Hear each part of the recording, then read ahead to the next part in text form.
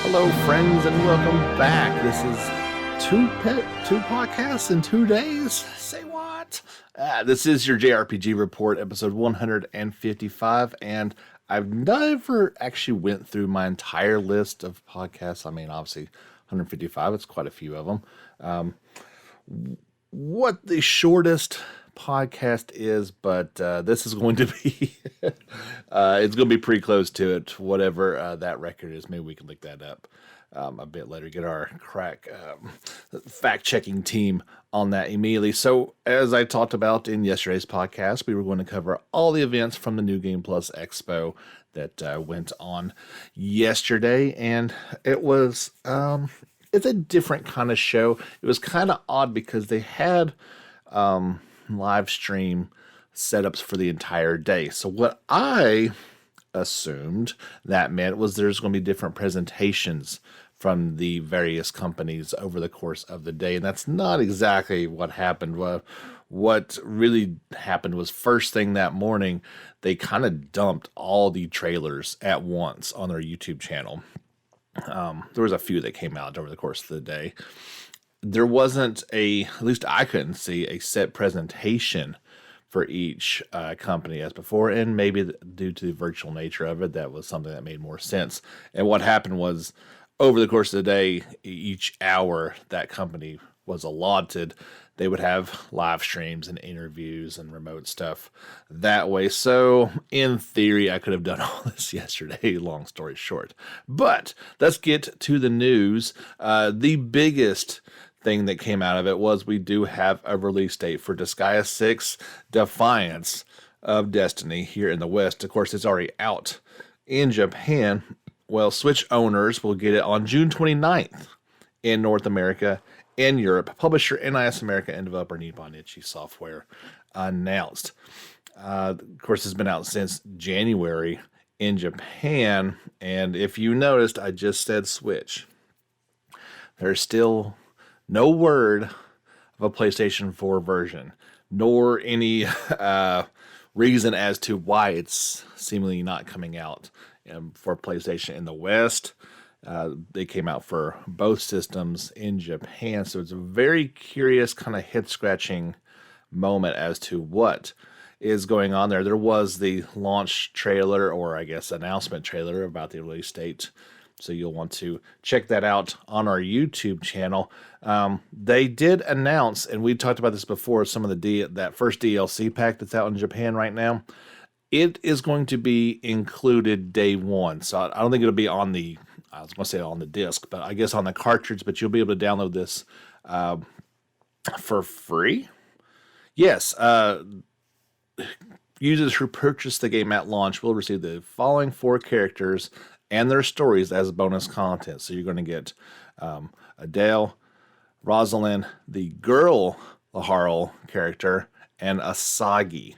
So they are in the trailer. You can check them out and how things look and play.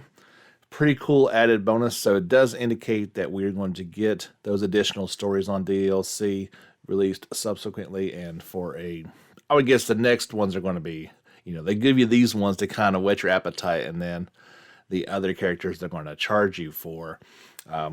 No mention of like the HoloLive girls thing that was included in the Japanese one. I don't know if that's going to be kind of a separate deal or not. There was no information about that either. But hey, we knew it was coming in the summer. Now we know it's coming on June the 29th. And so really the only questions remaining are, why is this game not coming out for PlayStation 4? Disgaea was a brand built and has a solid foundation in the PlayStation world. It would completely blow my mind if this does end up happening, but I guess we'll just have to wait and see if it's some sort of exclusive window in the West for Switch. I guess we'll just have to wait and see on that one. So we got 2 pieces of information about the Legend of Heroes series. The first, and this was extremely oddly done. This was not this was not a part of the presentation at all, but we have been waiting on the PC release date for Trails of Cold Steel 4 in the West, and 7 hours of live stream came and went, and nothing was announced. And it wasn't until I just happened to be, I do follow NIS America on Twitter, and about 9 o'clock, I think it was last night, they topped up, oh yeah, by the way, we have one last announcement for you, that the PC version is coming via Steam on April the 9th, which is the same release date as the Switch version. Publisher NIS America and developer Falcom announced. Like I said, extremely odd way of announcing it. It was, you don't want to infer things, but it's almost like they forgot, right? And somebody over there said, hey, get on that there Twitter and type something up, because we forgot to tell people about this. And it's so odd, because this is exactly what I've been saying from the beginning, was that this was going to come out the same day as the Switch release. That's what it did before. It only made sense to do it again. So why all the hubbub over it, I do not know or understand. So yeah, if you've been waiting for Trails of Cold Steel 4 on your PC, you've got a little over a month more to wait. April 9th is the release date for that. You're going to need a decently hefty system. I shared the specs for it over on our Facebook channel and Twitter feeds. So if you are curious about what you're going to need requirements-wise, you can check that out and go from there. So the other piece of information was a non-information. There was no mention of Hajimari no Kiseki, guys. I know. I'm bummed. I don't know why we couldn't at least got, recycle the trailer from from the Japanese version and call up Rin's voice actor to put, it's coming to the West this fall or whatever, right? Nothing. Not a peep. No no late night Twitter posts or anything, at least not that I've seen yet. I don't know when they are going to announce this localization. You have to assume that it's coming, right? There's no way possible they don't bring this game over in the West, but yeah, it's kind of a curious situation. As soon as I hear something, I'll bring it to you, but I'm not real happy that we didn't learn anything about Hajimari at that, what seemingly like a perfect opportunity to do so. All right, friends, on to the next topic. And I don't know if you could hear that or not. Maybe you need to have your headphones on or something, and you could pick up some background noise. Apparently my lovable big old Daisy dog was laying behind my chair acting all sweet, and then about halfway through that last story, I could hear her sawing away, sawing those logs, snoring. So I apologize for that in the background. It's always something funny happening around here at the Fisher household.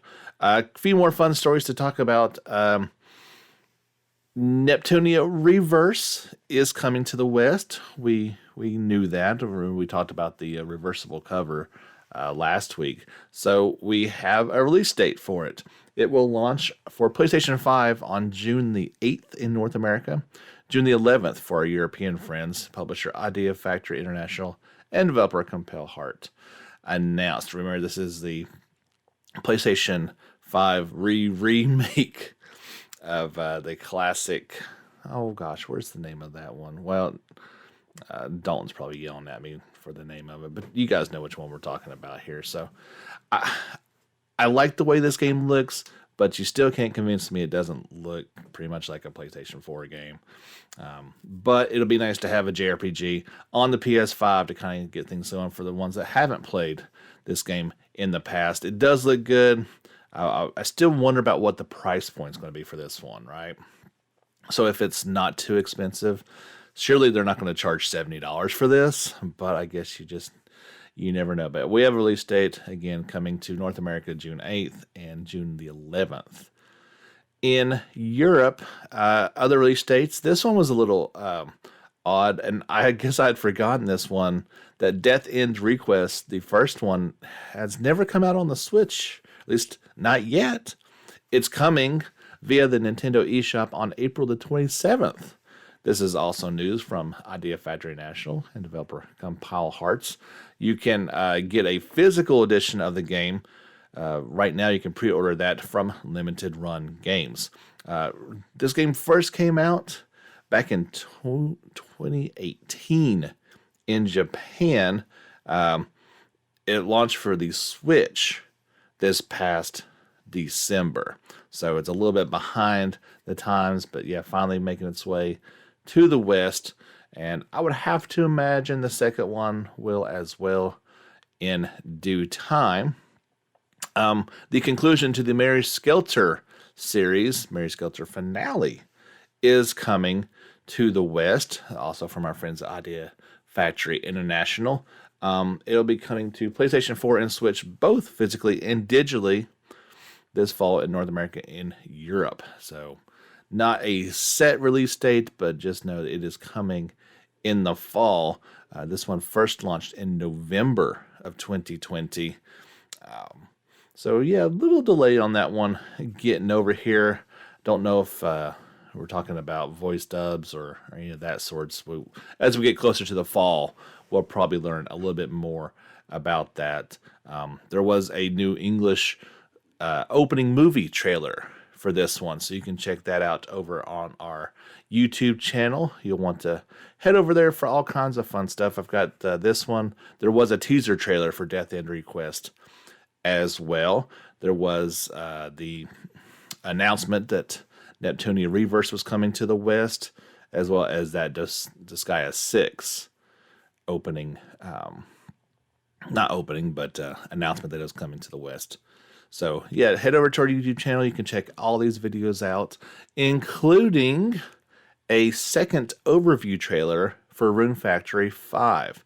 Now you're going to need to brush up on your Japanese to understand anything that's going on in this one, but it does take a good look at some of the gameplay systems as well as the battle system. This was featured during their recent live stream, Rune Factory channel, to a new adventure, Seed Member Recruitment Special live stream. The game is coming out for Switch on May 20th in Japan and sometime in 2021 in the West. So we've gotten a handful of English for this game. Hopefully we'll get another one here soon. And if they decide to update this second review trailer in English, I will bring that over as well. I'm also, as I mentioned before, there was 7 hours of content in this live stream. I've got that downloaded, and I'm going to be breaking it up and see if I can't get some gameplay from some of these games. So I think that would be really interesting to see some of these ones in action, in some long play, especially that Disgaea 6. That's what I'm going to be working on pretty much as soon as we get done recording here and get this one out for you fine folks on the interwebs. One final announcement, and this was a surprise announcement. I'm glad we got a surprise announcement. We don't get those always. So NIS America is working on something else, but you may be happy to hear about this. They are announcing the NIS Classics Collection, Volume 1. There's more to come, I'm sure. This will launch for, well, this is for Switch and PC. So, yeah, it's kind of odd. I didn't read that part of it, that they're leaving out PlayStation 4. So anyway, this first one will include Phantom Brave, the Bermuda Triangle Remastered. I didn't realize that was a subtitle to that. And Soul Nomad and the World Eaters. It will launch this summer. Yeah, so there you go. 2 classics, I believe. These were PlayStation 2. I know Phantom Brave was PS2. I think Soul Nomad was too. PC apparently already has these separately from back in, I think it says 2016. But they're going to be released as a dual pack No pricing on the regular edition of it. There is a limited edition for $99.99 available via the NIS America online store, which you get a copy of the game, hardcover art book, 2-disc soundtrack. You get three, I think it's a total of three. It's at least two. There's 2 acrylic stands, one for each game, and a collector's box. So that's pretty cool. That one's going for $99.99. So I'm not sure I guess the standard game would be $60.